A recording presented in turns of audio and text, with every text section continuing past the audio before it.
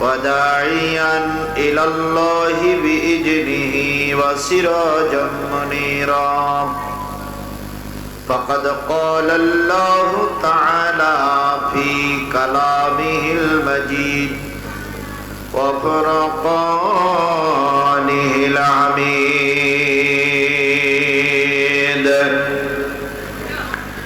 أعوذ بالله من الشيطان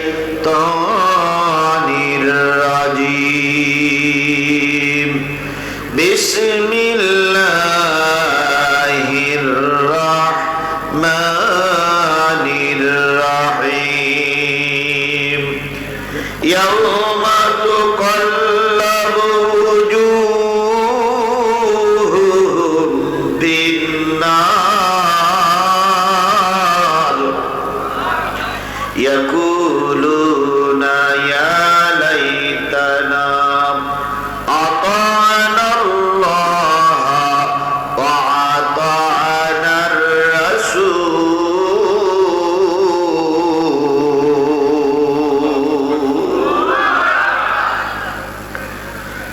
وقالوا ربنا إنا أطعنا سادتنا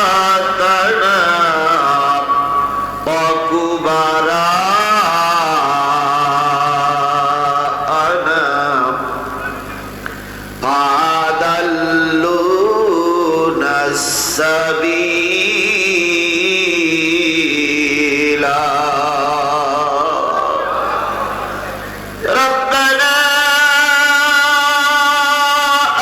آتهم ضعفين من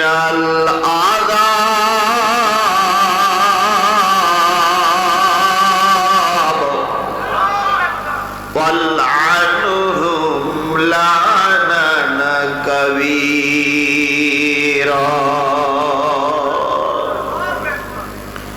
يا أيها الذين آمنوا لا تكونوا كالذين آذوا موسى فبرأه الله مما قالوا وكان عند الله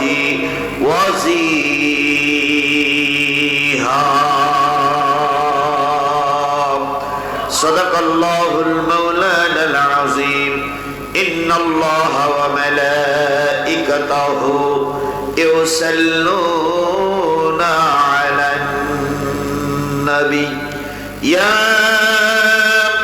أيها الذين آمنوا صلوا عليه وسلموا تسليما اللهم صل على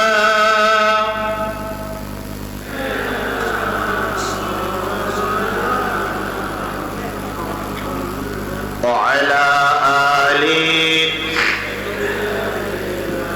مولانا لا إله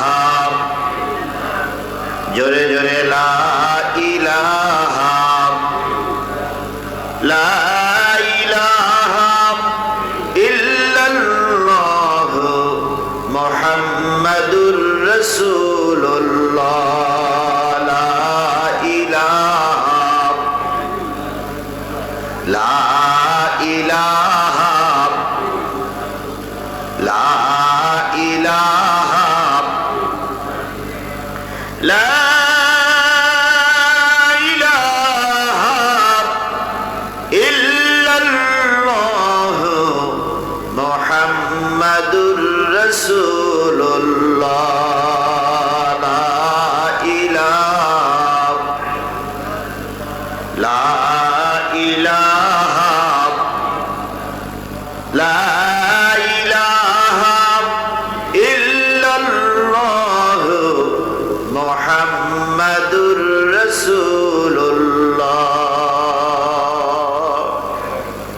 সূরাটার নাম হচ্ছে সূরা আহজাব। ৭৩টি আয়াত, ৯টি রুকু। ৭৩টা আয়াতের ভিতর থেকে আমি তেলাওয়াত করেছি ৬৬, ৬৭, ৬৮, ৩টা আয়াত তেলাওয়াত করেছি। সঙ্গে আরো 2টা আয়াত নিতে পারি যদি আল্লাহ আমাদের সুযোগ দেয়, আর আপনাদের যদি ধৈর্যে কুলায়। না, সূরাটার নাম কি? আহজাব। আহজাব শব্দের অর্থ হচ্ছে শত্রু বাহিনী। আহজাব শব্দের অর্থ কি? শত্রু বাহিনী। আহজাব একটা যুদ্ধের নাম। কি নাম? যুদ্ধের নাম। আল্লাহ রাসূল যতগুলো যুদ্ধ করেছেন ২৭টা যুদ্ধে নিজে উপস্থিত থেকে নেতৃত্ব দিয়েছেন। তাহলে বোঝা গেল রাসূল ছিলেন সেনাপতি। রাসূল ছিলেন কি? এই কথা বলেন, রাসূল ছিলেন কি? সেনাপতি। এবার বলুন তো, রাসূল মদিনায় ক্ষমতা চালাইছিলেন কয় বছর? 10 বছর। তাহলে উনি ছিলেন রাষ্ট্রপতি। একদিকে সেনাপতি আর একদিকে কি পতি? রাষ্ট্রপতি। মদিনায় একজন ইহুদি লিডার চুরি করলো, চোরের হাত কেটে দিলেন আল্লাহর নবীর আদেশে। এ কথাটা কি আপনারা জানেন? জানেন। একজন নারী জিনা করেছিলেন, সাইদি রোজ আপনারা শুনেছেন। মহিলাটা এসে বলেন, ইয়া রাসূলুল্লাহ, আমি জিনা করেছি, আমাকে পবিত্র করুন। নবীজি বললেন, বাচ্চা হওয়া পর্যন্ত দেরি করো, বাচ্চা হওয়ার পরে এসো। ওই মহিলা আসলেন, বাচ্চাটা সঙ্গে করে নিয়ে যখন বাচ্চা হয়ে গেল, নবীজি বললেন, বোন, তুমি জিনা করেছো, তুমি পাপ করেছো, কিন্তু তোমার বাচ্চাটা পাপ করেনি। বাচ্চাটা যতদিন বড় না হয় ততদিন পর্যন্ত তুমি বাচ্চাটারে দুধ পান করাও। 2 বছর বয়স হয়ে গেল, বাচ্চাটার হাতে একটা রুটি দিয়ে আল্লাহর নবীর কাছে মহিলা আসলো। আল্লাহর নবী বললেন, যেহেতু তুমি বিবাহিত, তোমাকে পাথর মেরে মারতে হবে। তাহলে রাসূল বিচার কাজ করেছিলেন, বিচারের রায় দিয়েছেন, সেই রায় কার্যকর হয়েছে। তাহলে বোঝা গেল রাসূল ছিলেন একজন বিচারক। তাহলে রাসূল ছিলেন একজন সেনাপতি, রাসূল ছিলেন একজন রাষ্ট্রপতি, রাসূল ছিলেন একজন বিচারক। এবার আসুন, আল্লাহর নবী রাষ্ট্রীয় কাজ শেষ করে আয়েশার ঘরে ঢুকতেন, ঢুকে দেখতেন এখনো রান্না শেষ হয়নি। রাসূল চুলার ভিতরে কাঠ ঢুকাই দিয়েছে, তরকারি কেটে দিয়েছে। তাহলে রাসূল ছিলেন একজন পরিবারের উত্তম সদস্য। কি? হযরত ফাতেমা রাদিয়াল্লাহু তাআলা আনহা বাবার কাছে বলেছেন, বাবা, আমরা খুব অভাবী। নবী বললেন, ধৈর্য ধারণ করো, আল্লাহ ফয়সালা করবে। তাহলে বোঝা গেল রাসূল ছিলেন একজন আদর্শবান বাবা। তাহলে রাসূল ছিলেন আদর্শবান বাবা, আদর্শবান স্বামী, আদর্শবান সেনানায়ক, আদর্শবান রাষ্ট্রনায়ক, আদর্শবান বিচারপতি। তাহলে রাসূল যদি সব কাজ করতে পারে, আজকের আলেমরা নবীদের ওয়ারিস। এ কথা বিশ্বাস হয় আপনাদের?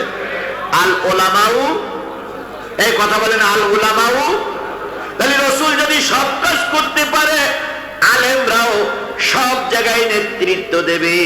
তবে সেই নেতৃত্ব দেওয়ার সময় যেন কোরআন হাদিস মেনেই নেতৃত্ব দেওয়া হয়, কোরআন হাদিসের বাইরে গিয়ে চলবে।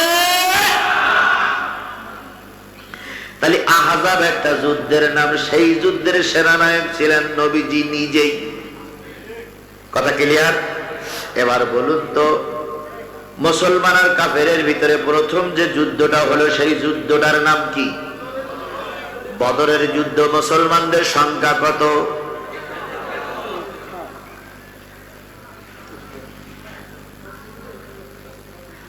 মুসলমানদের সংখ্যা কত? 313। এই যুদ্ধে মুসলমানরা জিতে গেল না হেরে গেল? 313 জন ছিল মুসলমান, বাকি সব কাফেরেরা ছিল একদিকে। 313 জন মুসলমান নিয়ে বদরের যুদ্ধে বিজয় অর্জন হলো। তাহলে বোঝা গেল সংখ্যা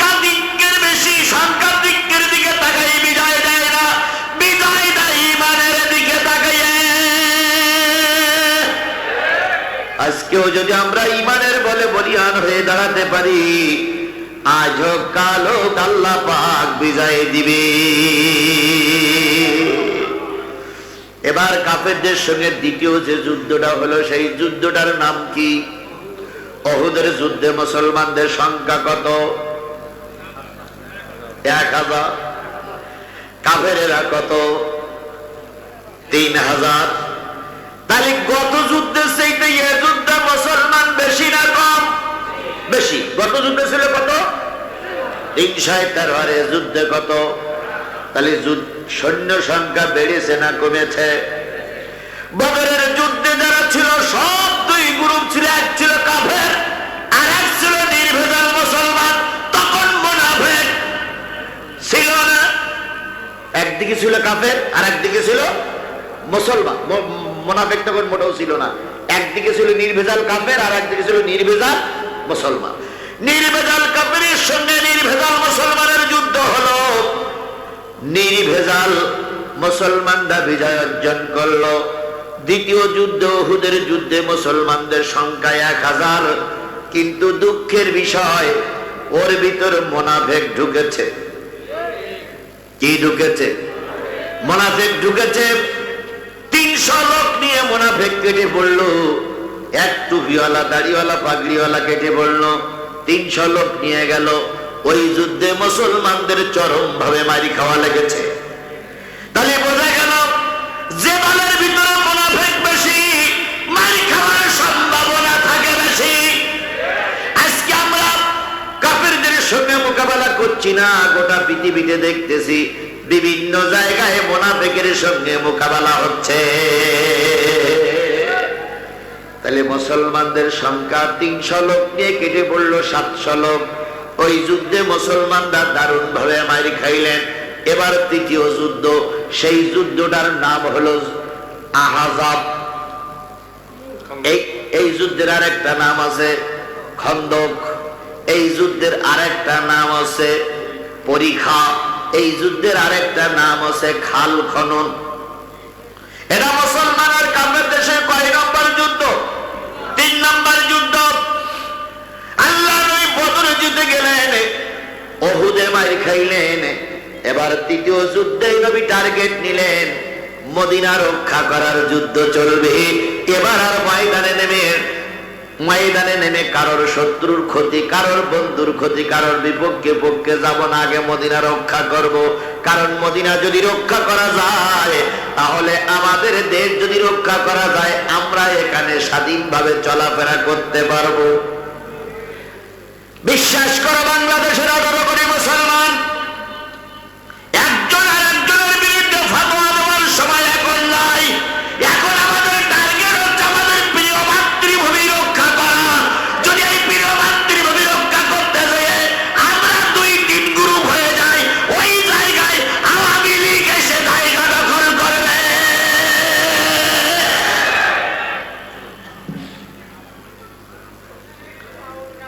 গতকালকে ছিল আওয়ামী লীগের টাকা কি ডাউন, লকডাউন।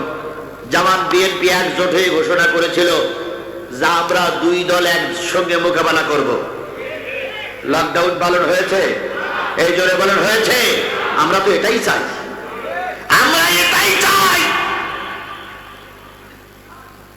জনগণ আপনাকে ম্যান্ডেট দিলে আপনি ক্ষমতায় যান, আমার দ্বারা যেন আপনার ক্ষতি না হয়। জনগণ আরেকজনকে ম্যান্ডেট দিলে আরেকজন ক্ষমতায় যান, তার দ্বারা যেন আমার ক্ষতি না হয়। আমরা সবাই মিলে রাজনীতি করব, কিন্তু আওয়ামী লীগকে এই চুরি করে খাওয়া তীব্র আত্মসাৎকারীদেরকে আমরা আর বাংলাদেশে রাজনীতি করতে দেব না। এই কথা বলেন, কথা বলেন, কথা বলেন, ঠিক না ঠিক? কোন অবস্থায় এদের আর মেরুদণ্ড সোজা করে দাঁড়াতে দেওয়া হবে না। কারণ এরা যদি আবার আসে, তো যে কয়টা আছে, যা আছে সব লুটিপুটি খেয়ে ফেলবে। সব খাওয়া হয়ে গেছে, সেইটি খাওয়াটা বাকি ছিল, সেইটি খাওয়া। এবার যদি আসে সেইটি খেয়ে ফেলবে একেবারে। আল্লাহ ওদের থেকে আল্লাহ দেশ বাঁচাইছে, আমাদের রক্ষা করুক। সকলে মিলে বলেন আমিন। আল্লাহ নবীর টার্গেট হলো বদরে জিতে গেছি, উহুদে মার খেয়েছি। এবার খন্দকের যুদ্ধে ময়দানে আর যাব না, এবার নিজেদের দেশ রক্ষা করব, সমাজ রক্ষা করব, কাফেরদের গেড়া কলে পড়ে আর আমাদের দেশটারে ক্ষতি করব না। তাই নবীজি মিটিং বসে সিদ্ধান্ত নিলেন একটা খাল খনন করা হবে। কি খনন? কতটা লম্বা, কতটা চওড়া, কতটা গর্ত সব ঠিক হয়ে গেল। এমন একটা খাল খনন করা হবে যেই খালের গভীর এত হবে, একটা ঘোড়া যদি খালের ভিতরে পড়ে লাফ মেরে উপরে উঠতে পারবে। একটা ঘোড়া যদি দ্রুতগামীতে ছুটে আসে, এসেই লাফ মেরে খাল পার হতে পারবে না। এইরকম একটা খাল খনন করতে হবে। নবীজি খাল খনন করার জন্য লোক নির্মাণ করে দিলেন, লোক ঠিক করে দিলেন। পরিখা খননের জন্য, খাল খননের জন্য লোক ঠিক করে দিলেন। নবীজি নিজেও খাল খননের কাজে ব্যস্ত। জোরে বলবেন না সুবহানাল্লাহ।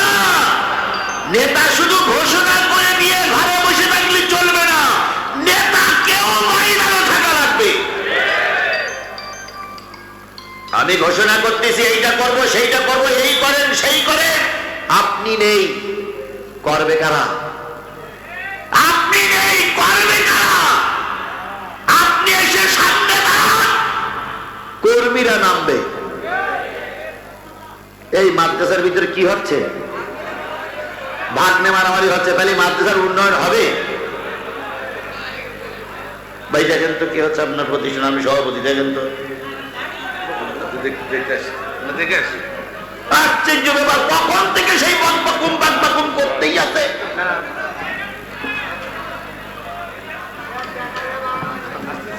আচ্ছা,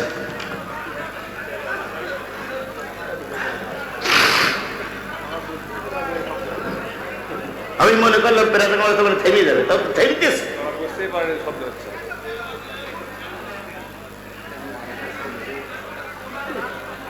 ভাই কথা না বলে আপনাদের দায়িত্ব না, আপনারা উঠতেছেন কেন? আপনারা কি চেয়ারম্যান না মেম্বার না এমপি? আপনারা ওঠেন কেন? বসেন। ও ঠান্ডা করে ফেলবেন, আমি বসেন।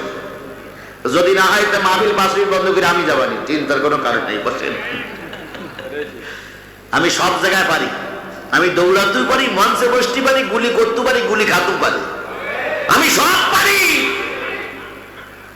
বিগত 17 বছর আওয়ামী লীগের সবাই দৌড়াদৌড়ি কম করিনি, কথা বলেন ঠিক না বেশি? আমার শুধু দৌড়াই নেই, মাঝে মাঝে পানিও দিয়েছি। 2-4টার মেরে কাজ করে ফেলেছি মঞ্চের পরে, একটা তো সিয়ারতে মেরে কাজ করে ফেলাইলাম। কয় হুজুর আমরা ক্ষমতা, ক্ষমতা তো গোষ্ঠী কিলাই তোর ক্ষমতা, তুই জিহাদির কাছে আইসির ক্ষমতা দেখাতি। এক পুলিশ আমার ধরে নিয়ে যাচ্ছে, পুলিশের মেয়ে শেষ পর্যন্ত পুলিশের কাপড় খুলেই ফেলেছে, ন্যাংটা করেই ফেলেছে। পুলিশ আমার 5 হয়ে ধরে বলছে হুজুর আমার ঠেকাবো, কিন্তু জাকিয়াটা পড়া আছে, কিছু বললে ওটাও খুলে দেয়। সুতরাং আমি সব পারি, আমি মার খেতেও পারি, প্রয়োজনের সবটাই দাঁড়িয়ে প্রতিবাদও করতে পারি। তবে আপনারা ভুল বুঝবেন না, আমার কাছে কিন্তু অস্ত্র শস্ত্র নেই, আমি গুলি করতে পারি না, কারণ ওরা তো আমার কাছে নেই, তা পারবো। তবে আমার অস্ত্র আপনারাই, আমার অস্ত্র আল্লাহ, আমার অস্ত্র জনগণ, কথা বলে ঠিক না ঠিক? পৃথিবীর সব শক্তি যখন হেরে যায়, আল্লাহ শক্তি তখন চালু হয়। আমার ভাইয়েরা, যে জিনিসটা বোঝাতে চাচ্ছিলাম সেটা হলো তৃতীয় যুদ্ধ, মদিনা রক্ষা করার যুদ্ধ। মনে আছে তো? কাফেরেরা আসলো কয় হাজার? 10,000। মুসলমানদের সংখ্যা কত?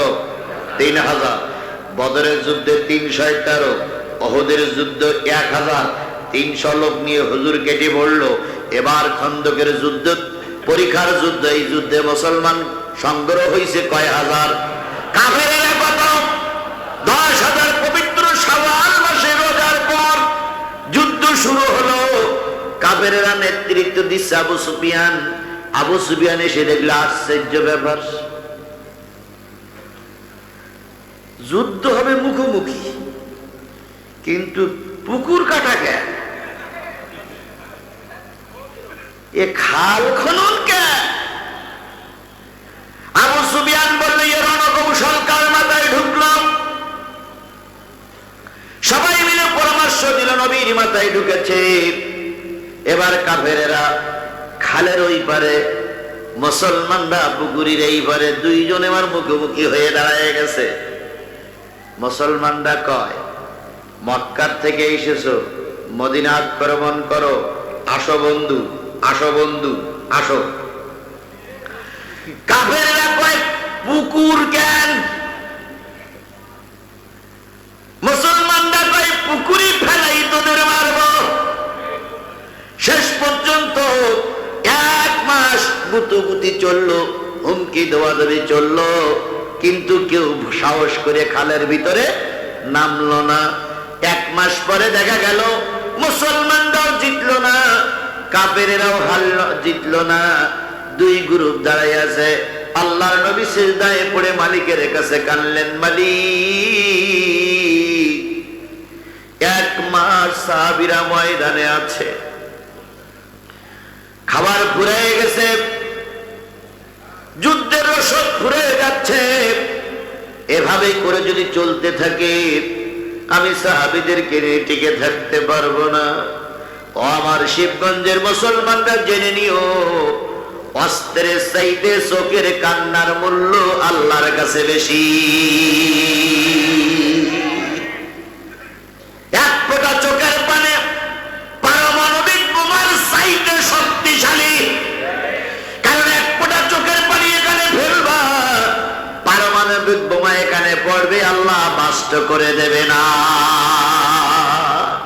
এই জন্য চোখের পানির চাইতে দামি জিনিস আর কিছু হতে। নবীজি আল্লাহর দরবারে কাঁদলেন। 1 মাস যুদ্ধ চলছে, কিন্তু কেউ জিতেও না, কেউ হারেও না। আল্লাহর নবী সিজদায় পড়ে আছেন। সিজদা থেকে মাথা উঁচু করার পরে জিবরাইল বললেন, সব সাহাবীদেরকে সুন্নতের পাবন্দী হতে বলো। সব সাহাবীদের উদ্দেশ্যে আল্লাহর নবী বললেন, কোন একটা সুন্নতের মনে হয় ত্রুটি হয়ে যাচ্ছে, আগামীকাল তোমরা শেষ রাত্রি তাহাজ্জুদের পরে ফজরের আগ পর্যন্ত সবাই উত্তম ভাবে মেসওয়াক করবে। কি করবে? মেসওয়াক করবে। তবে মেসওয়াকটা একটু লম্বা লম্বা করে বানাবা, 1 কাজে 2 কাজ হবে। মেসওয়াকটা হয় যাবে 1 হাত, প্রয়োজনে দাঁত মাজা চলবে, মেসওয়াক চলবে। আবার যদি কাফেরের আক্রমণ করে, কাফেরদের পিটানির জন্য এই মেসওয়াক ব্যবহার করা হবে। নেতা বলতেছে কালকে মিছিল হবে, মিছিলে সবাই আসবা দাড়িপাল্লার ব্যানার নিয়ে। তবে দাড়িপাল্লা যেটা বানবা সেইটি যেন একটু লম্বা হয়। দাড়িপাল্লা যেটাই বানবা সেইটি যেন একটু কি হয়? লম্বা হয়। যদি দেখো লাইন ভালো দাড়িপাল্লার মিছিল, আর যদি দেখো লাইন খারাপ, দাড়িপাল্লা খুলে লাঠি দিয়ে পালানি শুরু।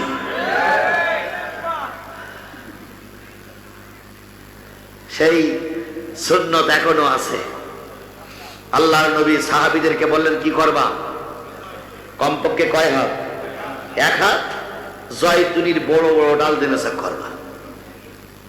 সাহাবীরা তাহাজ্জুদ নামাজ পড়ে মেসাক করা শুরু করেছে। কাফেরদের গোয়েন্দা বিভাগের লোক আইছে খেয়াল করতে, যে আজকে মুসলমানরা কিভাবে সাজিতেছে। ওই পাশে উকি মেরে দেখে যে সব মুসলমানরা লাইন দিয়ে বসে বসে দাঁতে ধাপ দিচ্ছে। এ মাথা তোমাদের শুধু দাঁতে ধাপ দিচ্ছে। একজন কাফের আর একজন মুসলমানের চিন্তা, সে দেখি বলতে, ভাই প্রতিদিন দেখি তরবারিতে ধার হয়, আজকে দাঁতে ধার, আজকে কি করতেছে? কয় দাঁতে ধাপ দিচ্ছে। কয় কেন? কয় আমাদের নবী বলেছে আজকে যেটারা পাবি কামড়াই কামড়াই খাবি, তাই দাঁতে ধার দিয়ে দাঁত ঠিক করে নিচ্ছি। ওরা তো কন্ডে মেশাকার কন্ডে ধার দেওয়া তো বোঝে না। ওই গোয়েন্দা বিভাগের লোক আবু সুফিয়ানে যেই বলতেছে, আপনার যুদ্ধ আপনি করেন, আমরা যুদ্ধ করতে পারবো না। কয় কেন? কয় অন্যদিন তরবারিতে ধার দেয়, আর আজকে সব দাঁতে ধার দিচ্ছে, আর বলতেছে কামড়াই কামড়াই খাবে। তা আপনার যুদ্ধ আপনি করেন, আমি চলে গেলাম। একটা রেওয়ায়ত আসছে। আর একটা রেওয়ায়ত আসছে, নবীর চোখের পানি মালিকের কাছে কবুল হয়ে গেল। মালিক ওই রাত্রিতে বৃষ্টি দিলেন। এমন বৃষ্টি হলো, বৃষ্টিতে মুসলমানরা যে জায়গায় দাঁড়িয়েছিল সেই জায়গাটা ছিল বালি, মুসলমানদের জায়গাটা শক্ত হয়ে গেল। আর কাফেরেরা যে জায়গায় ছিল সেই জায়গাটা ছিল নিচু এলাকা, ওই জায়গায় পানি বেঁধে কাদা হয়ে গেল। ঘোড়ার ছুটোছুটি করতে পারলো না, বাধ্য হয়ে কাফেরেরা ময়দান ছেড়ে দিল। মুসলমানদের বিনা রক্তে, বিনা খরচে, বিনা কষ্টে আল্লাহ পাক বিজয় দান করলেন। তাহলে বিনা যুদ্ধে যে এলাকাটা দখল হয়ে গেল, বিনা যুদ্ধে যে যুদ্ধটা জয় করলেন সেই যুদ্ধটার নাম হলো যুদ্ধে, সেই যুদ্ধটার নাম হলো আহজাব, সেই যুদ্ধটার নাম হলো খান খনন, সেই যুদ্ধের নাম হলো পরীক্ষা। আমরা সেই আহজাবের থেকে 66, 67, 68 নম্বর আয়াত তেলাওয়াত করেছি। যারা দাঁড়ানো আছেন, বসা আছেন, যদি জায়গা না পান বসে থাকবেন, তবু দয়া করে জায়গা ছাড়বেন না। প্রয়োজনীয় কথা শুধু ওয়াজ শুনলে চলবে না, এবার আমাদের বিজয় ঘরে তোলার পালা। 54টা বছর ওয়াজ শুনেছি, 54 বছরে ওয়াজে যা উপকার হয়েছে সেই উপকার এখন ঘরে তোলার পালা। কথা বলে ঠিক না বেঠিক? এবারে যদি আমরা কোরআনকে কাঙ্ক্ষিত জায়গায় নিয়ে যেতে না পারি, খোদার কসম আরো 100 বছর বাড়ি খাওয়া লাগবে। ইসলাম আর আমরা হলাম মদিনার ইসলাম। এরা বলতেছে না, এরা বলতেছে না, বলতেছে না, কথা বলেন, বলতেছে না। আমরা মদিনার ইসলাম পালন করি, আর ওরা হলো বাদঝাড়ের ইসলাম পালন করে। যারা বলে আমরা মদিনার ইসলাম পালন করি, তাদের কাছে আমার প্রশ্ন, মদিনার ইসলাম যারা পালন করেছিল তাদের কয়টা লোকের দাড়ি সম্পূর্ণ কাটা ছিল? মদিনার ইসলাম যারা পালন করেছিল তারা কোন জায়গায় সাদা তুলেছিল? মদিনার ইসলাম যারা পালন করেছিল তারা কয়জনের গরু চুরি করেছিল? মদিনার ইসলাম যারা পালন করেছিল কয়টা টেম্পু স্ট্যান্ড দখল করেছিল? মদিনার ইসলাম যারা পালন করেছিল এমপি নমিনেশন পাইনি বলে কয়টা গাড়ি পড়াইয়েছিল?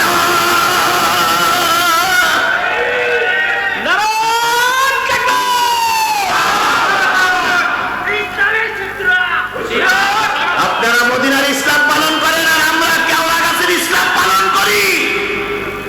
আমি মেনে নিলাম, কিন্তু মদিনার ইসলাম পালন করতে বলতেছেন মুখী মুখী, দাড়ি নেই। মদিনার ইসলাম পালন করবেন বলে ঘোষণা দিচ্ছেন, পেশাব করে পানি নেন না। মদিনার ইসলাম পালন করবেন বলতেছেন, ভোটের সময় টুপি মাথায় দেন আর অন্য সময় টুপি পাওয়া যায় না। এইটা কি মদিনার ইসলাম? এইটা কি মদিনার ইসলাম? আমরা মদিনার ইসলাম বুঝি, অবশ্যই মদিনার ইসলাম পালন করি। আমরা আল্লাহ এবং রাসূলের ইসলাম পালন করে 5 ওয়াক্ত নামাজের 1 ওয়াক্ত নামাজ ছুটে যেতে দেই না। আমরা টুপি শুধু বিশেষ সময় পরি না, সব সময় টুপি পরি। কথা বলেন ঠিক না বেঠিক? জুব্বা শুধু বিশেষ সময় পরি না, সব সময় জুব্বা পরি। এর নাম ইসলাম, এর নাম ইসলাম, এর নাম ইসলাম। সুবিধাবাদীরা মাঝে মাঝে টুপি মাথায় দেবে আর কি বলবে আমরা মদিনার ইসলাম, আর ওনারা বাদঝাড়ের ইসলাম। কথাবার্তার হিসেব কিতাব করে বলেন, কথাবার্তার হিসেব কিতাব করে বলেন। বোর কাছে যদি শুনে রাখেন তো কয়েকদিন ফজরের নামাজ কাজর মদিনার ইসলামী ফজরের নামাজ পড়া হয় না, এটাই মদিনার ইসলাম। আল্লাহ আমাদের হেদায়েত দিক, আল্লাহ আমাদের হেদায়েত দিক, আল্লাহ আমাদের হেদায়েত। আল্লাহ রাব্বুল আলামিনের এই বান্দাগুলো বলবে, আল্লাহ আনুগত্য করতাম না, রাসূলের নেতৃত্ব মেনে চলতাম না, তাই আজকে আমাদের এই অবস্থা হয়। তাহলে বোঝা গেল যারা আল্লাহ মানবে না, রাসূল মানবে না, রাসূলের তরিকায় আল্লাহর বিধান মোতাবেক সমাজ গঠন করবে না, তাদের কিয়ামতের দিন অন্তরার চেহারা কি দিয়ে পোড়ানো হবে? আরো জোরে বলেন, কি দিয়ে পোড়ানো হবে? এই আল্লাহ এবং রাসূলের বিধান যদি জামাত ইসলাম নাও মানে, জামাত ইসলাম করা যাবে না। কথা ক্লিয়ার? আল্লাহ এবং রাসূলের বিধান যদি চরমনাই না মানে, চরমনাই দল করা যাবে না। আল্লাহ এবং রাসূলের বিধান যদি জামাত ইসলাম না মানে, শিবির না মানে, জামাত শিবিরের দল করা যাবে না। আল্লাহ এবং রাসূলের বিধান যদি বর্তমান বিএনপি না মানে, বিএনপির দল করা যাবে না, যাবে না, যাবে না। আগেই বলেছি বলো জামাতের, ভুল বুঝেন না। জমাতের আগে খানিকটা গুতুই তারপর বলে দিগাইছি। জামাত ইসলামের ভিতরে যদি ইসলাম না থাকে, শুধু জামায় যদি ইসলাম থাকে, আর যদি প্রকৃত ইসলাম জামাত ইসলামের ভিতর না থাকে, ওই ইসলাম আমরা পালন করব না। তবে হ্যাঁ, আমি আজিজুল ইসলাম জিহাদি ভুল করতে পারি, রায়হানুল কবির ভুল করতে পারে, অধিকাংশ হুজুর ভুল করতে পারে না। এবার আপনারা খুঁজে দেখবেন যে কোন দলের ভিতরে আলেম বেশি। যদি আলেম যে দলের ভিতরে বেশি আছে, নিঃসন্দেহ বুঝতে হবে আলেমরা ভুল করি, ওরা সঠিক পথে আছে, আমি ওই পথের প্রতীক, আমি বেপথগামী হব না। আল্লাহ রাসূলের অনুসরণ যারা করবে না, তাদেরও চেহারার অন্তরটা কি দিয়ে পড়ানো হবে? আরো জোরে বলেন, কি দিয়ে পড়ানো হবে? এবার আপনার চিন্তা আপনাকেই করতে হবে। মায়ের চিন্তা মা করবেন, বোনের চিন্তা বোন করবেন, বাবার চিন্তা বাপ করবেন, ভাইয়ের চিন্তা ভাই করবেন, সন্তানের চিন্তা সন্তান করবেন। এবার তোমার কাছে 1 মিনিট সময় দিলাম, চোখটা বন্ধ করে দেখো তো আল্লাহ এবং রসুলের আনুগত্য কারা বেশি করে? যারা আল্লাহ এবং রসুলের আনুগত্য বেশি করে তাদের দলে থাকলে চেহারার অন্তর আগুন দিয়ে পোড়ানো হবে না। আর যারা আল্লাহ এবং রসুলের আনুগত্য না করে চলে, তাদের দলে যদি থাকো, তাদের যদি সাপোর্ট করো, তাদের পক্ষে যদি মিছিল করো, তাদের পক্ষে যদি মিটিং করো, তাদেরকে যদি সাপোর্ট করে ক্ষমতায় বসাইয়া দাও, এখন তোমার স্বাধীনতা আছে। কিন্তু জেনে রেখো, কিয়ামতের দিন অন্তরের চেহারা আগুন দিয়ে পোড়াই দেওয়া হবে। তাহলে অন্তরের চেহারা আগুন দিয়ে পোড়াই দিলে বাকি শরীরগুলো সব ভেস্তের ভিতরে থাকবে নাকি? ওগুলো কোথায় যাবে? তাহলে বোঝা গেল আল্লাহ এবং রাসূলের আনুগত্য করে যারা চলবে না, তারা দোজখে যাবে। এ কথা ক্লিয়ার আমি বলতে পারি, এ কথাকে আমি বলতে পারি যে যারা আল্লাহ এবং রাসূলের আনুগত্য করে চলবে না, তারা মৃত্যুর পরে কোথায় যাবে? সূরা আহজাবের কয় নম্বর? 66 নম্বর আয়াত, 67 নম্বর আয়াত। وقالوا ربنا إنا أطعنا ساداتنا وكبراءنا فأضلونا السبيل।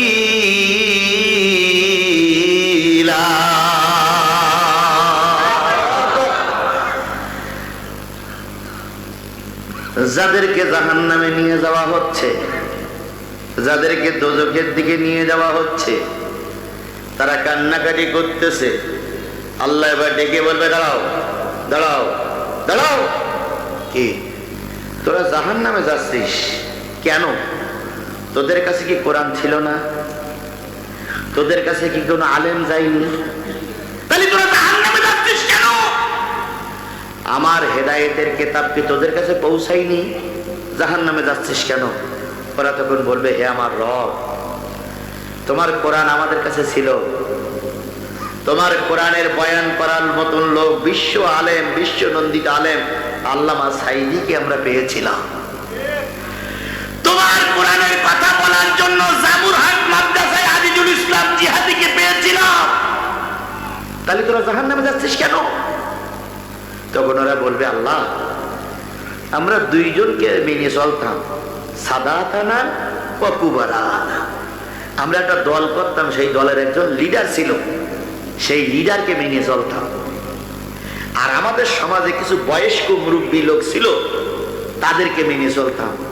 যখন তাদের মেনে চলতাম, মামু খালু বলে তাদের পিছনে থাকতাম। ফাআদাল্লুনা সাবিলা, এই সুযোগটা গ্রহণ করে কোরআনের রাস্তায় আমাদের পরিচালিত না করে ওই গোমরাহির পথে ওরা আমাদের পরিচালিত করত। তাহলে গোমরাহির পথে নিয়ে যাবে কয় গ্রুপ? একটা হলো নেতা, আর একটা হলো মুরব্বী। একটা হলো নেতা, আর একটা হলো, এই কথা বলেন, একটা হলো নেতা, আর একটা হলো মুরব্বী। বাংলাদেশের মুসলমান না খেয়ে থাকবে, কিন্তু না খেয়ে থাকার সুযোগ নেই। আমাদের দেশে যা আছে সুষ্ঠু বন্টন যদি হয়, আমাদের দেশের কোনো লোক না খেয়ে থাকবে না। তাহলে যে জিনিসটা বলছিলাম যে পথভ্রষ্ট করে নেতারা, তাহলে যে নেতা আগামী দিনে নামাজের পক্ষে না বলে বিপক্ষে বলবে, সেই নেতার অনুসরণ করা। যে মুরব্বী ধর্মের কথা না বলে ধর্মের বিপক্ষে মানুষকে নিয়ে যায়, ওই মুরব্বীর কথা শুনে চললে জাহান্নামে যাওয়া লাগবে, জাহান্নামে যাওয়া লাগবে, জাহান্নামে যাওয়া লাগবে।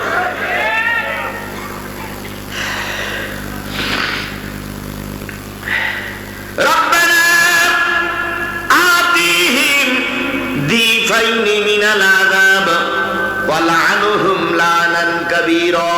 হে আমাদের রব, আমরা জাহান্নামে যাচ্ছি, দুঃখ নাই, কিন্তু আমরা চাইছিলাম কোরআনের রাজ কায়েম করতে, কিন্তু আমাদের নেতারা আর মুরব্বীরা আমাদের কোরআনের রাজ কায়েম করতে দেয়নি। এরা বলতো তুই আমার আন্ডারে চাকরি করতেছিস, যদি ওই দলে যাইস তোর চাকরি বন্ধ, তোর খাওয়া বন্ধ করে দেব, তোর বউ বাচ্চা রাস্তায় বের দেব না। এই হুমকির কারণে আমরা ইসলামের দল করতে চেয়েও করতে পারিনি। এরকম পরিস্থিতির শিকার আছেন না নাই? এরকম পরিস্থিতির শিকার আমাদের গরিব মানুষেরা আছে না নাই? আমার মিলি তোর ভ্যান চলে, কালকের থেকে হুজুরের দলে গেছিস, তোর আর ভ্যান চালাতে দেব না, আমার এখানে কাজ করতে দেব না।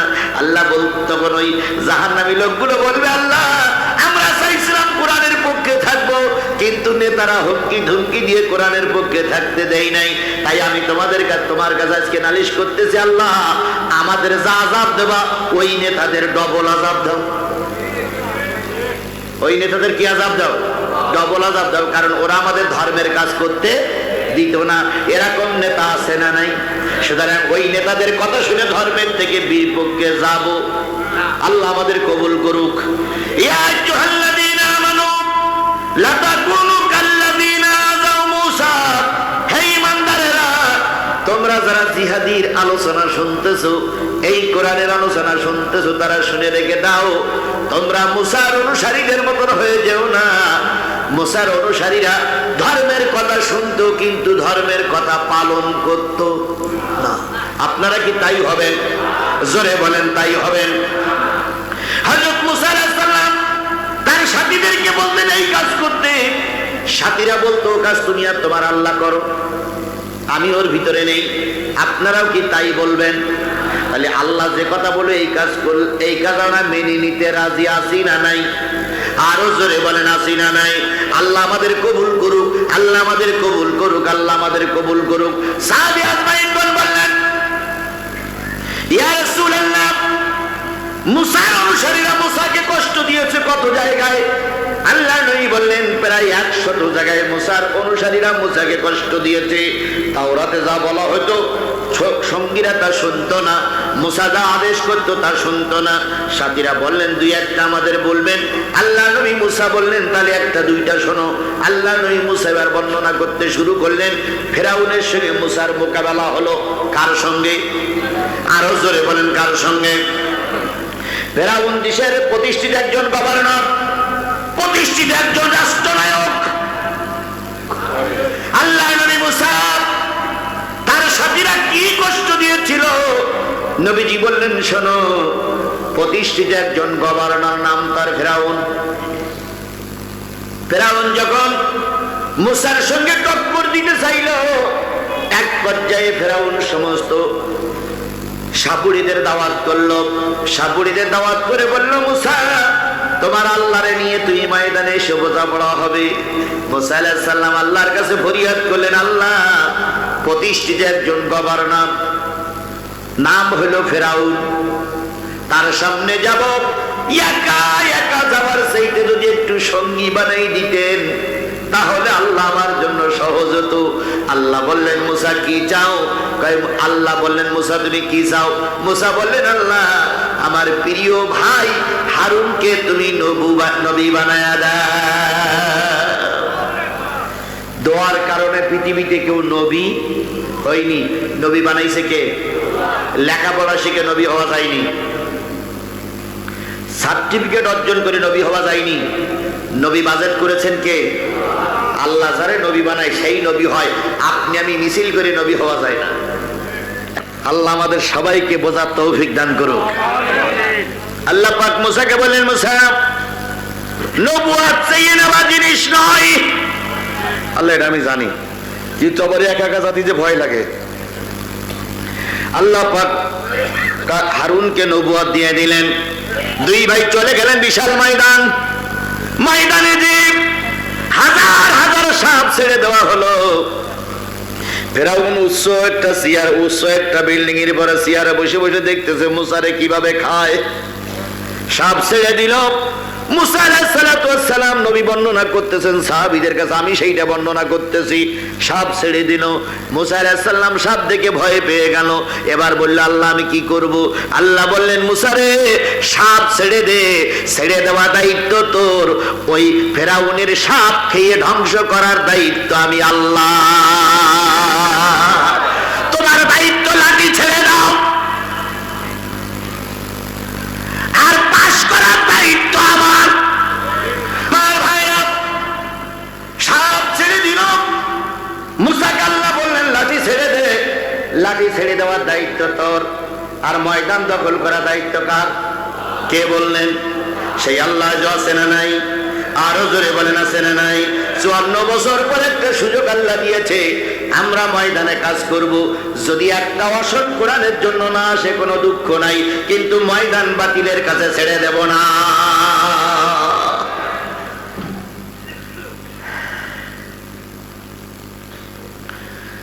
হাজার হাজার সাপ, মুসার লাঠি মার্কা সাপটা শুধু ধরে আর খায়, ধরে আর খায়, ধরে আর খায়।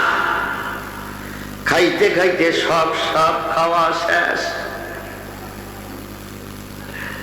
আল্লাহ কয়, মুসা কি খবর? কয়, আল্লাহ আর একটাও নেই, ময়দান সাপ।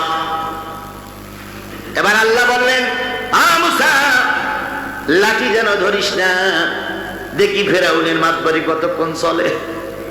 এবার সাপ যখন হা করে মুসা ফেরাউনের বিল্ডিং এর দিকে যাচ্ছে, ফেরাউন তখন উঠে দাঁড়াইছে, দাঁড়াই বলতেছে, মুসা ছোটবেলায় তোর কোলে পিঠে করে লালন পালন করেছিলাম, ফান্দে পড়িয়া বগা কান্দে রে। ছোটবেলায় তোর কোলে পিঠে করে লালন পালন করেছিলাম, তুই দয়া করে সাপটা ধস, আল্লাহকে ধরিস না। ফেরাউন দাঁড়িয়ে গেছে, ফেরাউনের নিজ দিয়ে বাড়ি পড়তেছে। ফেরাউনের স্ত্রী কয়, খবর কি? কয়, সাপের ভয় আমি মুটিয়ে ফেলিস, সাপের ভয় আমার পেশাব হয়ে গেছে। তখন আসিয়া কয়, তুমি না বিরাট শক্তিশালী নেতা। কয়, যতই শক্তিশালী নেতা হই না কেন, সাপ দেখলি ভয় পায় না এরাম নেতা পৃথিবীতে নেই, আমার ভয় লেগেছে। ও মুসা, তুমি তোমার লাঠি ধরো, আমি আর তোমার আল্লাহর বিরোধিতা করব না। আল্লাহ কয়, মুসা সাপের লেজটা ধর। কয়, আল্লাহ আমি তো ভয় পাই, আমার কামড় দেয় কিনা। আল্লাহ কয়, সাপের লেজে হাত দে। সাপের লেজে হাত দিল, আল্লাহ পাক সাপটার আগের মতন লাঠি বানিয়ে দিল। এদিকে ফেরাউনের ময়দান দখল হয়ে গেল, সাপের জায়গায় সাপ থাকলো, লাঠি সাপের লাঠির জায়গায় সাপ হলো, সাপের জায়গায় লাঠি হলো। মুসাও টিকে গেল, ফেরাউনের ময়দান পরিষ্কার হয়ে গেল। ও আমার ভাইরা, সেই আল্লাহ আজও আছে, শুধু ময়দানে থাকবেন, দখল করার দায়িত্ব আল্লাহ।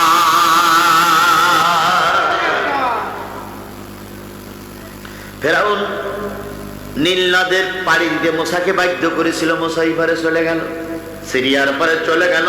সিরিয়ার পারে চলে যেয়ে মুসা আলাইহিস সালাম একটা ইসলামী রাষ্ট্র ঘোষণা করলেন।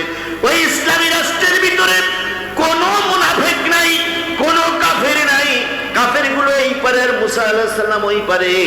হঠাৎ করে মুসার দলের থেকে, এবার ভালো করে শুনেন, খুব সুন্দর করে শুনবেন, মুসার দলের থেকে এক লোক চিন্তা করলো, মুসা তো সব একচ্ছত্র হয়ে গেল, একক হাতের ভিতরে চলে গেল, এখন মুসার বিরোধিতা করার জন্য একটা বিরোধী দল দরকার। তাই ওনার ভিতর থেকে, মুসার দলের ভিতর থেকে একজন টুপিওয়ালা, একজন নামাজি ব্যক্তি, একজন তাওরাত কিতাবের হাফেজ, উনি দাঁড়িয়ে গেলেন। দাঁড়িয়ে বললেন, মুসা আমি তোমার বিরুদ্ধে আজকে থেকে লাগবো, তোমার এই আল্লাহর শরিয়াত এই সমাজে চালু হতে দেব না। মুসা কয়, তুই না তাওরাত কিতাবের হাফেজ? হ্যাঁ। তুই না মুসলমান? কয় হ্যাঁ। তুই না আমার ভগ্নিপতি? কয় হ্যাঁ। এই তুই না আমার চাচাতো ভাই? কয় বলে কি হবে, আমি চাই না যে তাওরাতের আইন এই সমাজে প্রতিষ্ঠা হোক। এরকম লোক আমাদের সমাজে কি আছে বলে মনে হয়? পরিচয় থাকার পরেও সে বিরোধী দলের ভূমিকা পালন করার জন্য দাঁড়িয়ে গেল। নবীজি বললেন, হযরত মুসা আলাইহিস সালাম বললেন, ভাই তোর সঙ্গে আবার কয়টা সম্পর্ক? চারটা। এক নম্বর, তুই আমার চাচাতো ভাই, আপন আপন চাচাতো ভাই। দুই নম্বরে তুই তাওরাতের হাফেজ। তিন নম্বর, তুই আপন ভগ্নিপতি। চার নম্বর, তুই মুসলমান। তুই কাফের না মুশরিক না, আমার বিপক্ষে দল করবি। তখন এই লোকটি বলল, আপনি যতই ফতোয়া দেন, আপনার বিরুদ্ধে আমি একটা বিরোধী দল করবো, আপনার ওই আইন আমি চালু করতে দেব না। মুসা কান্দে, আল্লাহ আমার শত্রুতা আমার দলের ভিতর থেকে বেরিয়ে আসতেছে। ফেরাউনের কুপকাত করলাম, কিন্তু দলের লোক তো কুপকাত করা যায় না। এবার দল করতে গেলে দুইটা জিনিস লাগে, একটা লাগে অর্থ, আর একটা লাগে হলো লোক বল। আমি খুব তাড়াতাড়ি খুব সংক্ষেপে নিয়ে আসতেছি, খুব সংক্ষেপে ইনশাআল্লাহ। আমার ভাইরা, যে জিনিসটা বোঝাতে চাচ্ছিলাম সেটা হলো মুসা আলাইহিস সালামের ওই যিনি ক্ষমতায় যাবেন তার লোকজনও নেই, অর্থও নাই। উনি বাড়ি চলে গেলেন, হয়ে গেছে, এখনই মোনাজাত হবে, বসেন। উনি বাড়ি চলে গেলেন। স্ত্রীর মুসার বোন সফুরারে ডাক দিয়ে বলতেছে, শোনো, আমি একটা দল গঠন করেছি, কিন্তু দলের তো টাকা নাই। তাই তোমার ভগ্নিপতির কাছে যাও, যেয়ে বলো আমাদের কিছু সাহায্য করো। যে সাহায্য মুসা করবে, ওই সাহায্যের টাকা কিছু খাবো আর কিছু দলের পিছনে খরচ করব। কত বড় বদমাইশ, চিন্তা করে দেখেন। দল করবে মুসার বিরুদ্ধে, আবার মুসার কাছে চাঁদা, মুসার কাছে টাকা আনার জন্য যাচ্ছে। আমার ভাইরা, আমার ভাইরা, মুসা আলাইহিস সালাম এই অবস্থা দেখে সমস্ত লোক বিশ্বাস করতে বাধ্য হলো যে এই কাজটাই কে করেছে? মুসাই করেছে। ও আপনি আমি হলেও বিশ্বাস করতাম। এখন যদি একটা মহিলা এখানে এসে যদি বলে যে এই যে হুজুর তোমাকে হুজুর হজ করতে, এই হুজুর আমার এই করেছে সেই করেছে, আপনারা জানা বোঝার আগে ওইটাই মেনে নেবেন যে এই হুজুর বাকবাকুন করে, এই হুজুরি রে দোষ। দেখো তার জ্বলন্ত প্রমাণ। এটা আপনারা বলবেন, এই বড় বড় হুজুররাও বলবে। একবারও যাচাই বাছাই করে কেউ দেখিনি, দেখবে না, দেখার সময় নাই। এটাই হলো দুনিয়ার নিয়ম। আর জাতি যখন কোন রকম সুযোগ করতে না পারে হুজুরদের ঠকানোর, তখন এই একটাই দোষ দেয়, জেনার দোষ, জেনার দোষ, জেনার দোষ। আল্লামা সাঈদী যখন কোনো কায়দায় ভাসানো যাচ্ছিল না, তখনই আল্লামা সাঈদীর বিরুদ্ধে ধর্ষণের মামলা আনা হয়েছিল, ধর্ষণের মামলা আনা হয়েছিল, ধর্ষণের মামলা আনা হয়েছিল। এটা যুগে যুগেই চলিছে না, এখনো চলছে, আগামীতেও চলবে। মামুনুল হকের বিরুদ্ধে কি মামলা দিল? এই ধর্ষণ, এই ধর্ষণ, এই ধর্ষণ। আমার প্রিয় সাথীরা, এরপরে শেষ পর্যন্ত মুসা আলাইহিস সালাম তো রাগী মানুষ, এবার মঞ্চে বসে বলতে, আল্লাহ এই এখনো কি ধৈর্য ধারণ করা লাগবে? তুমি তো বলেছো ইন্নাল্লাহা মা'আস সাবিরিন, তাই এখনো? আল্লাহ বলল, ধৈর্য ধরো, এর ভিতরেই কল্যাণ আছে। দল করবে, উনি মুসার কাছে গেছে টাকা আনতে। মুসা আলাইহিস সালাম দরদি মানুষ ছিল, বোনটার মুখের দিকে তাকাই কিছু টাকা দিল। টাকা দেওয়ার পরে কিছু টাকা খাইলো, আর কিছু টাকা রেখে দিল। ওই টাকাটা সুদ খাটাইলো। সুদি আসলে এবার প্রশ্ন উঠতে পারে, সুদ দিল কেটা বা সুদ নিল কেটা? যে কায়দায় হোক, সুদ খাটাই হোক, আর চুরি করি হোক, আর ডাকাতি করি হোক, আর খুনগুনি হোক, আর পরস্পর ঠেকাইয়ে হোক, বিরাট টাকার মালিক। এখন উনি একটা রাজনৈতিক দল করেছে, সেই দলটা মুসার বিরুদ্ধে। কে বিরুদ্ধে? হুজুরের বিরুদ্ধে, নবীর বিরুদ্ধে, আল্লাহর ওলির বিরুদ্ধে, আল্লাহর নবীর বিরুদ্ধে একটা দল গঠন করেছে। যেই লোকটা দল গঠন করেছিলেন মুসার বিরুদ্ধে, তার নাম হলো কারুন। না, হ্যাঁ কারুন, তার নাম হলো কারুন। কি নাম? আর মুসার একটা আপন ভাই ছিল, তার নাম হলো হারুন। আর যিনি দল গঠন করেছে মুসার বিরুদ্ধে, তার নাম কি? কারুন। এখন কারুনের বিরাট টাকার মালিক হয়ে গেছে। মুসা আলাইহিস সালাম সব দেখে আর চিন্তা করে, টাকা পায় কমে। সুদখোরের টাকা কিন্তু দিন দিন বাড়ে না কমে? বাড়ে, শুধু বাড়তেই থাকে, শুধু বাড়তেই থাকে। এখন টাকা বেড়ে গেছে। মুসা আলাইহিস সালাম তো ডাইরেক্ট ঘোষণা করতে পারছে না, তোর কাল্লা নেব। মুসা আলাইহিস সালাম বলল, শুনলাম তোমার অনেক টাকার মালিক হয়েছ, ইসলাম বলে টাকা বেশি হলে যাকাত দাও। ইসলাম বলে টাকা বেশি হলে কি দাও? যাকাত দাও। কারুনের যেহেতু মুসার সঙ্গে কয়টা সম্পর্ক? আপন ভগ্নিপতি, চাচাতো ভাই, তাওরাত কিতাবের হাফেজ, আবার মুসলমান, মুসার পিছনে নামাজও পড়ে। তাহলে বিরাট সম্পর্ক না? এ ভাই, এরম নামাজ আমাদের দেশে আছে না নাই? আছে। কারণ ডাক দিয়ে বলে কত টাকা যাকাত দিতে হবে। মুসা কয় তোমার তো কিছুই ছিল না, আল্লাহ তোমার অনেক কিছু দিয়েছে, যা দিয়েছে আল্লাহ তারে 2 ভাগের 1 ভাগ যাকাত দাও। কারণ তখন রেগে মেগে বলতেছে, হুজুর ফতোয়া দিতে তার পয়সা লাগে না, কিন্তু টাকা আয় করতে গেলে গার ঘাম পানি করা লাগে। যাকাত দাও, অর্ধেক যাকাত দাও। অর্ধেক আমি যাকাত দিতে পারবো না, আল্লাহরে বলে আল্লাহ যেন একটু কমাই দেয়।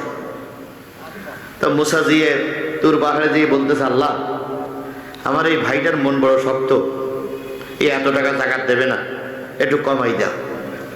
আল্লাহ বলতে যাও 4 ভাগের 1 ভাগ দিতে বলো।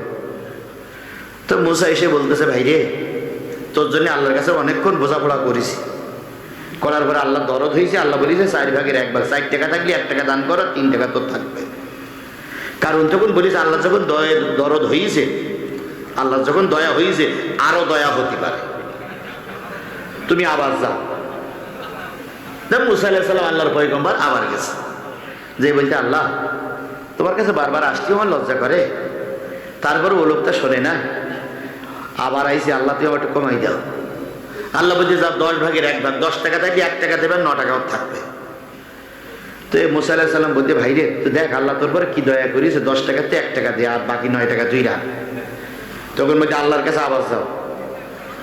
মুসা বলতে কতবার পাঠাবি তুই আমার? তুমি যখন যাকাতের আইন ফর্মুলা জারি করেছো, যেই যাকাত চাও।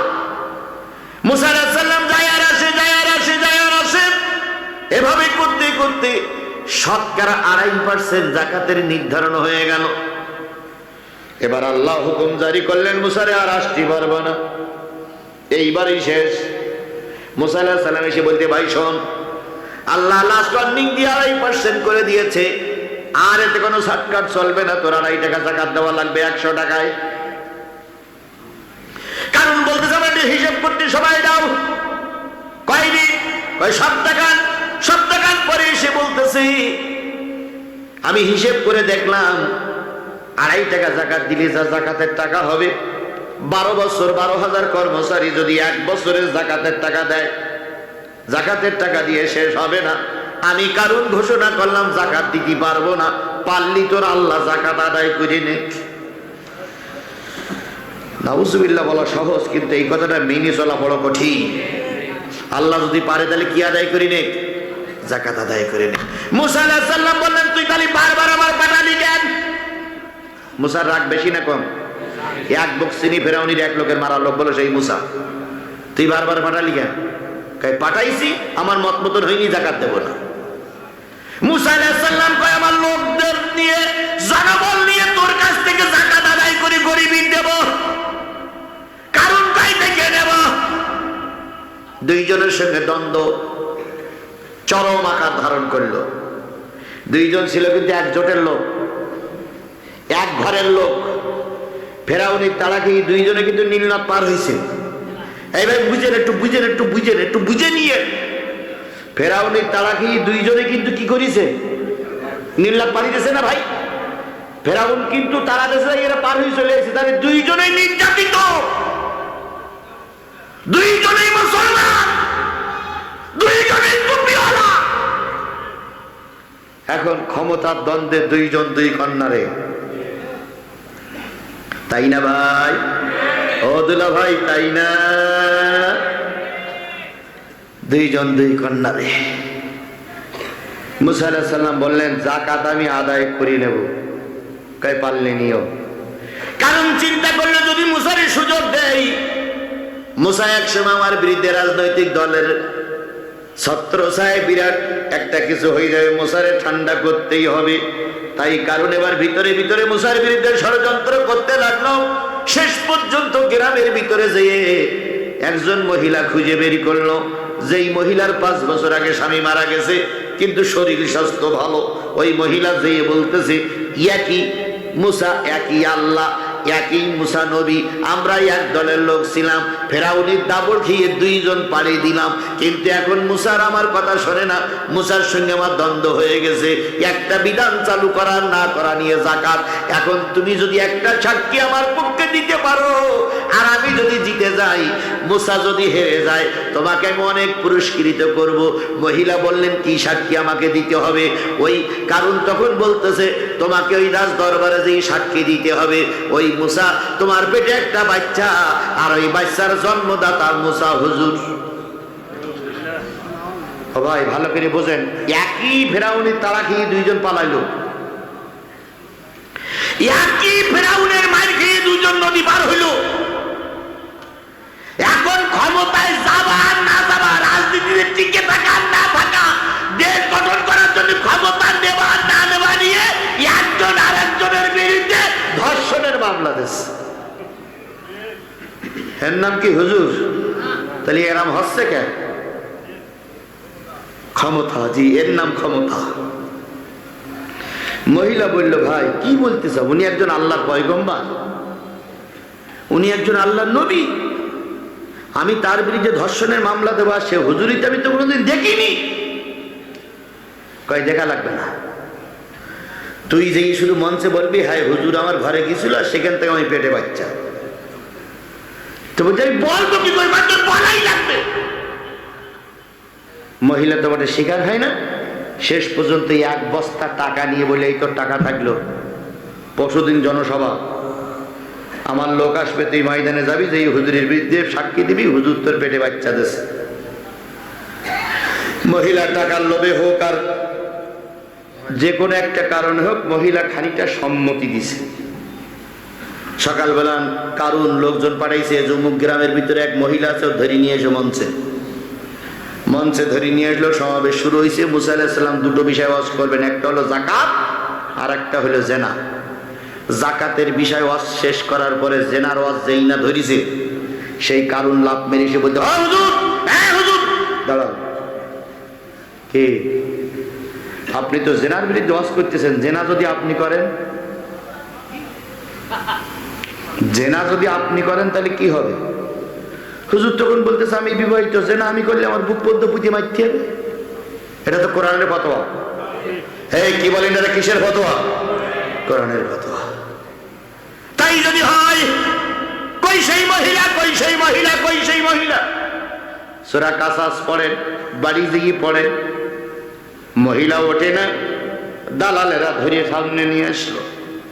কারণ মঞ্চে দাঁড়াই বলতেছে, দেখো দেশবাসী, লক্ষ জনতা দেখো, এই মহিলার 5 বছর আগে স্বামী মারা গেছে, এই মহিলার পেটে বাচ্চা, আর ওই মহিলার কাছে গতকালকে শুনে দেখলাম, ওই মহিলা বলল, ওই বাচ্চার জন্মদাতা তোমার গায়ে ওয়াজ করা হুজুর। যে হুজুর এতক্ষণ ওয়াজ করতেছে, যে হুজুর কোরআনের আইন চালু করার কথা বলতেছে, যে হুজুর তাওরাতের আইন দিয়ে সমাজ পরিচালিত করার কথা বলতেছে, ওই হুজুর এই মহিলার পেটে বাচ্চা দিয়েছে। আমার ভাইরা, জিবরিল আমিন কানের কাছে যে বলতেছে, ও মুসা, অধৈর্য হয় না, মহিলাটারে ডেকে হেদায়েতের বাণী শোনাও। যদি লাইনে না আসে, তাহলে বিকল্প ব্যবস্থা কে করে দিবেন? আল্লাহ করে দেবেন। মহিলাটার ডাকা হলো, ওয়াজ করে আনা হলো, ওয়াজ করে যখন বোঝানো হলো, এরপরে মহিলাটা ভালো করে যখন বুঝলেন না, তখন জিবরিল আমিন বললেন, মহিলাটারে বলো, মহিলাটারে বলো, ওই মহিলার সাক্ষী দেওয়ার জন্য যে 1 বস্তা টাকা দেওয়া হয়েছে, ওই 1 বস্তা টাকা দেওয়া হয়েছে, ওই 1 বস্তা টাকার ভিতরে অর্ধেক ছাই আর অর্ধেক টাকা, এটা বলি দাও। মুসা আলাইহিস সালাম বলতে, বোন এতক্ষণ ওয়াজ করলাম, তুই শুনলি না, কিন্তু তুই আসল ঘটনা জানিস? কয় কি? কয় ওর ভিতরে যে টাকা তোর দেশে না সাক্ষী দেওয়ার জন্য, তার ভিতরে অর্ধেক টাকা আর অর্ধেক ছাই। মহিলা বলতে, ঠিক তো? কয় হাত দিয়ে দেখ। মহিলা হাত দিয়েছে, এইবার লাইন কোন দিকে ঘোরে? আল্লাহ বলতেছে, এতক্ষণ যারা আওয়াজ শুনলে, কয় ঘন্টা? ইয়া আইয়ুহাল্লাযীনা আমানু, ওহে শিবগঞ্জের মুসলমানের, এতক্ষণ জিহাদির ওয়াজ শুনলে, কোন সূরার বয়ান? আহজাবের বয়ান। তাদেরকে আমি নসিহত করতেছি, ইত্তাকুল্লাহ, সর্বক্ষেত্রে মুসার মতন আল্লাহরে ভয় করে চলো। শিক্ষা, কুলু কওলান সাদিদা। আর আজকের থেকে এই মাহফিল থেকে নারী আর পুরুষদের আল্লাহ বলতেছেন সঠিক কথা বলবা। তাহলে আজকের মাহফিলে শিক্ষা নিতে হবে, ভয় পাইতে হবে কার? সঠিক কথা বলতে হবে কার নির্দেশ? ইসলাহি লাকুম আমালাকুম। এসেছিল জালেমদের সমাপ্তক হয়ে, এসেছিল ফাসিকদের সমাপ্তক হয়ে। শপথ নিলে কিসের সমাপ্তক হয়ে চলবা? কোরআনের সমাপ্তক হয়ে চলবা। আমল পরিবর্তন করে আজকের থেকে ভালো হয়ে কোরআনের কর্মী হয়ে যাও। ইয়াগফির লাকুম যুনুবাকুম। আমি আল্লাহ বললাম আজকে পর্যন্ত যা গুনাহ করেছো সব মাফ। আল্লাহর কথা সঠিক না বেঠিক? তাহলে আওয়ামী লীগ করি, জাতীয় পার্টি যে দল করি না কেন, আজকের থেকে যদি কোরআনের কর্মী হয়ে যায়, আজকের আজ পর্যন্ত যে গুনাহ হয়েছে, 11টা পর্যন্ত যে গুনাহ হয়েছে, আল্লাহর ভাষায় গুনাহ কি? এই আল্লাহর ভাষায় গুনাহ কি? আজকের থেকে তওবা করে যদি কোরআনের পথের কর্মী হয়ে যায়, গুনাহ মাফ হয়ে যাবে। আল্লাহ বলেন ইয়াগফির লাকুম যুনুবাকুম, সব গুনাহ মাফ হয়ে যাবে। তামাইতুল্লাহর রাসূলা, যারা আল্লাহ এবং রাসূলের অনুগত করে চলবে এখান থেকে মৃত্যুর আগ পর্যন্ত, তারাই কিয়ামতের দিন সফল কাম। তাহলে বিশাল জনগণের কাছে আমি কি এই মর্মে শপথ নিতে পারি যে যতদিন বেশি আছি আর কোন রামপন্থী বামপন্থী দলের সাপোর্ট করব না, যতদিন বেশি আছি কোরআনের সাপোর্ট করব? কারা কারা এই মতে একমত? একটু হাত তুলে দেখান তো, কারা কারা এই মত? নারে তাকবীর, লিল্লাহে তাকবীর। আল কোরআনের আলো, তোমার নেতা আমার নেতা, দুনিয়ার মুসলিম, লিল্লাহে তাকবীর। আল্লাহ আমাদের কবুল করুক। হযরত মুসা আলাইহিস সালাম বললেন, আল্লাহ কারুনকে এত করে বুঝালাম, কারুন বুঝলো না, এখন আমি কি করব? জিবরিল আমিন বললেন যে মাটিকে বলবা, বাতাসকে বলবা, যার যা বলবা সে তাই শুনবে। মুসা আলাইহিস সালাম রাগ সহ্য করতে না পেরে বলেন, ধর মাটি কারুনের ধর। ধরল, হাঁটু পর্যন্ত, কোমর পর্যন্ত, বুক পর্যন্ত, শেষ পর্যন্ত সবটাই কারুনের মাটির ভিতরে চলে গেল। সব কোথায় চলে গেল? মাটির নিচে। কারুনের আর সম্পদ ভোগ দখল করা হলো না। হযরত আবু হুরায়রা বলতেছে, ইয়া রাসূলুল্লাহ এখন কি অবস্থা? নবী বলেন এখনো যেতেই আছে। উঠবে কখন? কয় কিয়ামতের দিন নবী যখন দোয়া ফিরাই নেবে তখন। সুতরাং এইটা যদি নবীদের দোয়া কাজে লাগে, সাবধান সাবধান সাবধান। সবাই মিলে সূরা ফাতিহা পড়েন। একটা লোক উঠবেন না, যত উঠেছেন সূরা ফাতিহা, ইখলাস, দুরূদ শরীফ সবাই মিলে পড়েন, সবাই মিলে পড়েন, সবাই মিলে পড়েন। একটা লোকের যেন না ওঠে, একটা লোকের যেন না ওঠে। আপনার মাহফিলে বসে না, দাঁড়া না। শোনেন, আজকে